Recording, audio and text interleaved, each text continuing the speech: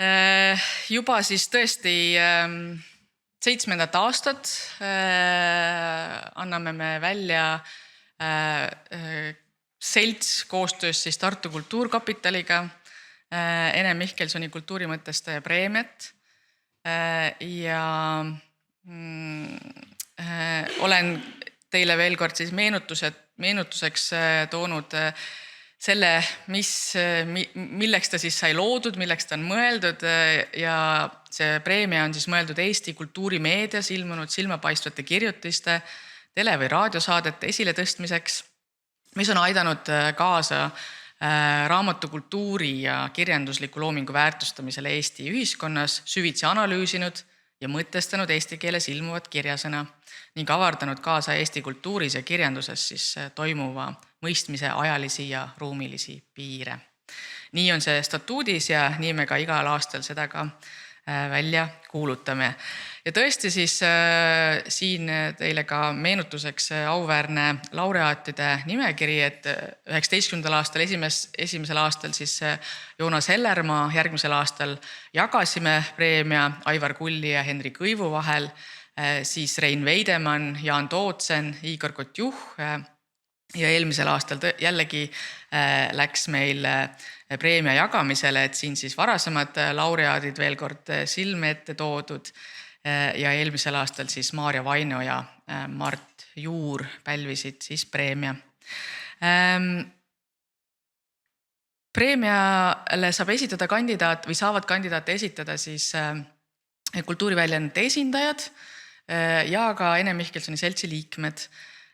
Ja valiku teeb siis žürii ja žüriisse on siis nüüd juba mitmendat aastat osad liikmed tegelikult algusest peale juba kuulunud Ragne Klemgõud, siis ma arvan, võib-olla eksin nimega, aga meediauuringute professor Tartu Ülikoolist, siis on meil kultuuriväljaannete esindajana Britta Melts keele ja kirjandusest ja Ene Mihkelsoni seltsi siis esindavad Marju Lauristin ja Aarne Merilai. Ja Marju Lauristin tulebki nüüd selle aastast laureaati välja kuulutama ja tutvustama, nii et palun Marju.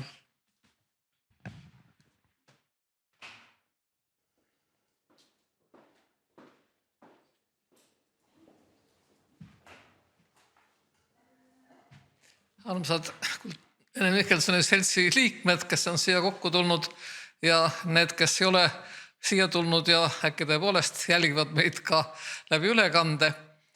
Mul on hea meel siis tutvustada tänavust kultuurimõtestaja preemia konkursi tulemust. Hea meel ka selle tõttu, et tundub, et meie see preemia ise kogub tasapisi ka sellist tuntust. Tänavu meil oli nominente rohkem kui kunagi varem, kokku 8. Nii et meil oli üsna tõsine ja pingeline kaalumine ja vaagimine. Ma ei hakka kõiki nimetama, aga ma tahaksin siiski, et me näeksime selle tulemust ka kontekstis mõnda nimetada. Ja see diapasoon oli äärmiselt selline lai, alates, ma ei tea, kust siis alates näiteks äärmiselt sellisest nagu peenelt ja sügavalt kirjandust mõtestavast ka laia niisuguse rahvusvahelise majalise kultuuri konteksti valgel Eva Pormestrist, keda tõesti ma usun paljud meist loevad alati äärmiselt suure huvi ja pieteediga, ma ütleks, ja lõpetades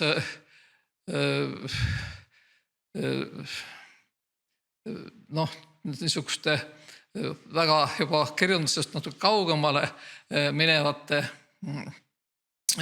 autoritega, nagu on, nüüd mul tuleb see aita mind nüüd Kristjan. See näitab seda, et vanadus tuleb ikka kallale. Eero. Jah, Epner, seepärast, et me tegime ka sellise käigu mõni aasta tagasi, et me andsime Mihkelsoni preemia näiteks Henri Käsperile selle eest, et ta, mitte Käsperile, näete, mul on täitsa täna pead ei tööta hästi. Ühesõnaga andsime ka inimestele, kes on mõtestanud elu nagu läbi kultuuri inimese pilgu, mõtestanud poliitikat või näiteks siin keskkonnakaitset, midagi sellist, ja seepärast Hepner tuligi meil ette ka selle tõttu väga olulise kandidaadina, et tema toob sisse sellise nii-öelda kultuuri ja kunstinimese pilgu analüüsides ja mõtestades ka selliseid elu, võiks öelda, mitte nii esteetilisi nurki, nagu seda on jooksev poliitika või praegu nüüd kirjutades sellest samast sõjahirmust viimastes oma lugudes. Nii et ühesõnaga me oleme seda praktikat tegelikult žüriiga laiendanud. See meie esialgne nii-öelda määratlus, mille eest me preemiat anname, see on meil silme ees, aga me praktikas oleme seda tegelikult laiendanud seda diapasooni ikkagi üsna palju. Ja seetõttu see valik oligi niisugune üsna raske ja meie põhimõte on püüdnud olla konsensuspõhimõte. Et me püüame jõuda siis sellise lahenduseni, mis on kõikidele liikmetele siis nii-öelda sisemiselt õige, mis võib-olla alati ei kattu sõna-sõnalt iga silbiga selles esialgses statuudiski.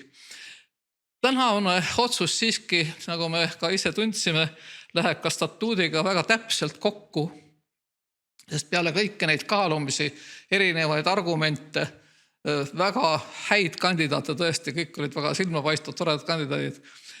Lõpuks meie selline konsensuslik fookus ikkagi jäi peatuma kirjanikule, kes on kujunenud mingis mõttes, nagu ütles ka üks žüriiliige, meie just noorema põlvkonna hääleks kultuuris ja ühiskonnas ja ka selliseks protesti ja alternatiivse vaate hääleks. Ja me leidsime, et praeguses olukorras nii maailmas kui Eestis on väga oluline, kui me just sellist häält nagu ka võimendame ja toetame ja meie otsuse põhjal siis tänavuse Ene Mikkelsoni kultuurimõtestaja preemia saab kirglik, raevukas ja hell Sveta Grigorjev.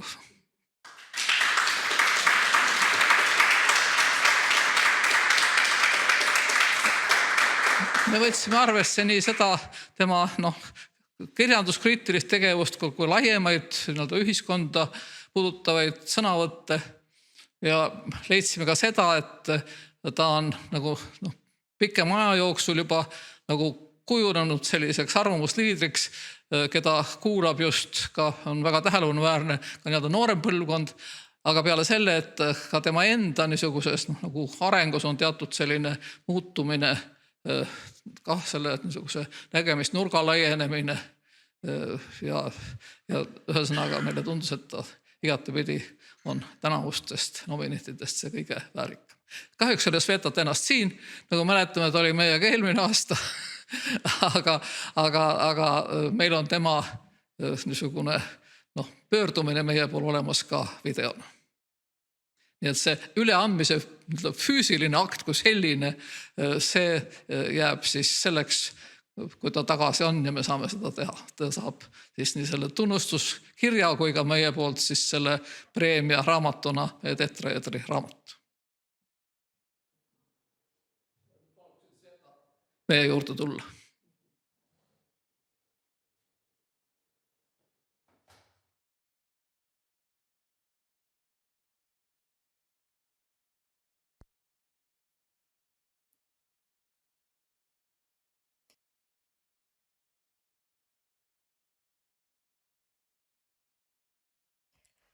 Tere Tartu! Tahtsin juba öelda, et hea teid kõiki näha, aga see vist ei oleks päris adekvaatne. Ma oleks väga tahtnud olla teiega koos tähistamas Ene Mikkelsoni loomingut, aga ma olen, nagu te näete, Visbys Gotlandil ja ma pöörasin isegi kogu selle laua praegu ümber, sest et töötades ma ikkagi vaatan ise sinna, aga ma mõtlesin, et see oleks selline ilusam vaade. Kui mulle helistati ja teatati, et ma olen Ene Mikkelsoni kultuurimõtestaja laureaat, mõjus see ikkagi väga sürreaalse ja ootamatuna. Olen ikka pidanud Mihkelsoni üheks Eesti suurimaks kirjanikuks ja mis ka salata enda üheks suureks eeskujuks. Sest eeskujud peavad ikkagi olema sellised, kellele on päriselt raske küündida. Kui üldse. Kuigi praegu olen endiselt oma loometöö alguses, on Mihkelsoni nõudlikkus enese suhtes olnud teatud mõttes tee näitaja. Kuidas korraga rääkida keerulistel teemadel? Teha seda empaatiliselt ning samas kohusetundlikult. Ajalugu on keeruline ja meiegi oma Eesti ajaloost kirjutamine ei ole ka teps mitte lihtne. Nii paljudest asjadest kiputakse mitte rääkima, ka meie enese eestlaste valikutest erinevatel rasketel aegadel. Aga Mihkelson ei kartnud vaadata ja uurida inimeseks olemise kõiki tahke, nii häid kui halbu. Inimene ei ole tema teostes kunagi üheplaaniline, vaid meeletult keerukas keerjas olend, kes peab terve elu vältel tegema väga erinevaid ja raskeid otsuseid, mis lõppkokkuvõttes muudavad tihti jäädavalt selle inimese elukäiku. Aga inimene ei ole ainult enda valikute tulem, meenutab Mihkelson. Inimese saatus sõltub alati poliitilistest, ajaloolistest, ideoloogilistest ning ühiskonda parasjagu kirjeldavatest meeleoludest, struktuuridest ja jõujoontest. Ning seal, kus kohtub inimese enda tahe ja tema tegevisi raamiva kontekstiga, ongi Mihkelsoni loomingu kese, selle amalgam. Tsitaat algab. Kunstnik avab pealispinna ja tema järjekindluses, kohustuses kannatada, taluda pinget, mis askeldusisse varjunud inimestel jääb lõpuni tundmata, seisneb tema vastutus ühiskonna ees. Tsitaat lõppeb. Mis on kunstniku vastutus ühiskonna ees? Leian, et see ei tohiks tegelikult erineda kunstniku vastutusest iseenda ja oma lähedaste ees. Jah, kunstnikuna ma vastutan oma ande hoidmise ja kultiveerimise eest, et ma jätkuvalt igapäevaselt harin enda kriitilise mõtlemise põldu. Ma vastutan selle eest, et ma ei kardaks oma loomingus ega ka isiklikus elus, aga kuidas neid saakski lahutada, olla aus nende mõtete lõpuni mõtlemisel, mis on tihti ebamugavad nii mulle endale kui teistele. Jah, ebamugav mõtleja ja ebamugav inimene ma tõesti kipun olema. Seda tihti küll mitte teadlikult ja tahtlikult, aga millegipärast peetakse tihti neid mõtteid, mida mu looming, kriitika või arvamusavaldused endas kätkevad just selleks ebamugavaks. Mulle tundub, et kuigi ma ei saa kohe kindlasti võrrelda enda loomingut Mihkelsoni pärandusega, tema kirjanduslik looming on lihtsalt nii kõva, on mul tunne, et me oleme temaga omamoodi ligimese armastajad. Ka mina tihti pööran oma kirjanduses või arvamuslugudes tähelepanu pigem ühiskondlikele raamidele, mis põlistavad seda, kuidas me tihti maailmas inimestena kipume olema. Ja selle sees valikuid teeme ja ka üldiselt navigeerime. Ma ei taha kuidagi vabandada inimesi välja, aga mulle on oluline aru saada, miks teatud aegadel inimesed teevad just teatud valikuid ja mitte teisi. Tihti muide selliseid, mis ei tule neile tegelikult pikemas perspektiivis üldse kasuks, kuigi algselt võib nii tunduda. Üks asi, mille peale hiljuti mõelnud olen, mulle tunne, et õiglus on mulle olulisem kui vajadus kuuluda, kui vajadus olla tunnustatud või isegi armastatud. Mul on tunne, et see vajadus kuuluda või kuulumise vajadus ongi see, mida Mihkelson ka oma teostes uurib. See on see, mis tihti paneb meid vaikima, siis kui peaks olema vali. See on see, mis paneb meid mõnikord valetama, siis kui peab olema aus. Ja aus peab olema tegelikult alati. see on see, mis paneb inimest ligimest ära andma, siis kui ta tegelikult peaks teda hoidma. Michelson oli peenpsühholoog. Mulle tundub, et üldse see, kuidas me tundides ja koolides ajaloost räägime või seda õpime, on poolik. Ja seda näitab ilmekalt just Michelsoni teoste lugemine. Mind on viimasel ajal pärjatud tiitlitega ja seotud väga suurte nimedega. Ja see on päris õudne. Õudne oli ka esimene sõna, mis ma paar päeva tagasi rõõmsa uudise teavitajale ütlesin. Taolised tiitlid teevad muidugi väga suurt rõõmu, aga see on ka väga suur vastutus.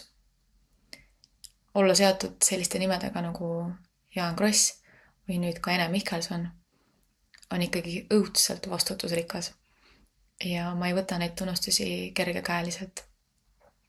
Aga õudne seda eeskätt ikka selle tõttu, et nüüd peab ikkagi saama väga, väga, väga targaks inimeseks. Ja see on raske. Mul on ikka olnud südamelähedane üks Michelsoni lapsepõlves talle lähedase öeldu. Tsitaat algab. Laps, katsu targaks saada, sest lolli rahvast on kerge valitseda. Tsitaat lõpeb. Mulle tundub, et ka siis, kui ma polnud seda lauset veel kuulnud, olen ikka püüdnud vaikimise seda printsiipi järgida. Aga mitte lolliks olemisel on veel nii palju muid imelisi omadusi, nagu näiteks süvenev elutahe, mõnus kulgemine, heatahtlikkus, rõõm, lõppamatu uudishimu, kasvav õiglustunne ja üldse mitte väike asi, aga armastus ja oskus armastada. Selle kõige laiemas mõttes. Mulle tundub, et sellest ehk ei räägita piisavalt, aga kui palju paremini nüansirikkamalt kultiveerib lugemine just endas erineva armastamise võimet. Jällegi selle kõige laiemas mõttes. Ja ka tänulikust maailma ja inimeste ees, kes on võimelised taolisi tundeid, mõtteid tekitama, süvendama ja otsima. Ning isegi neid looma. Ma ei taha lõpetada kõikide nende õudsete asjade ja sõdade loetlemisega, mis maailmas parasjagu aset leidmas on. Me kõik teame, mis on toimumas Ukrainas ja Palestiinas. Aga kahjuks oleme tõesti liikumas maailma, mis on mingis mõttes anti Ene Michelsonilik. Maailm, mis on äärmiselt kitsas, lihtsakoeline, kus keeruline mõtlemine jääb aina väiksema rühma privileegiks, kus lihtsad lahendused panevad inimesi valima ohtlikke inimesi end valitsema. Ning küsimus, mida me peaks tegema, et taolise korra juurdumist takistada, on aina rohkem päevakorral. Sest ennetamise faas on kahjuks ammu läbi. Üks võimalik vastus sellele võiks olla taoline. Seal, kus sunnitakse vaikima, peab olema vali. Seal, kus sunnitakse valetama või varjama, peab olema aus. Ka siis, kui see on ebamugav või lausa ohtlik. Seal, kus nõutakse ligimese äraandmist, peab olema emalõvi. Vajadus õigluse järele peab olema suurem kui vajadus kuuluvuse või näilise austuse järele. Ma arvan, et see on ehk ka võti taolise maailma või kitsamalt ühiskonna kultiveerimiseks, kus ei pea kartma olla aus. Ei pea kartma millegi lausumist. Ei pea kartma ebamugavaid mõtteid ja ebamugavaid inimesi. See on see, mis Ene Michelsoni ja mitte ainult tema loominguline pärand meile siiani õpetab. Ma tänan südamest žüriid selle tunnustuse eest. Ma luban, et ma olen jätkuvalt ebamugav mõtleja. Kõigi ja kõige kiusta. Ilusat ja julget päeva meile kõigile.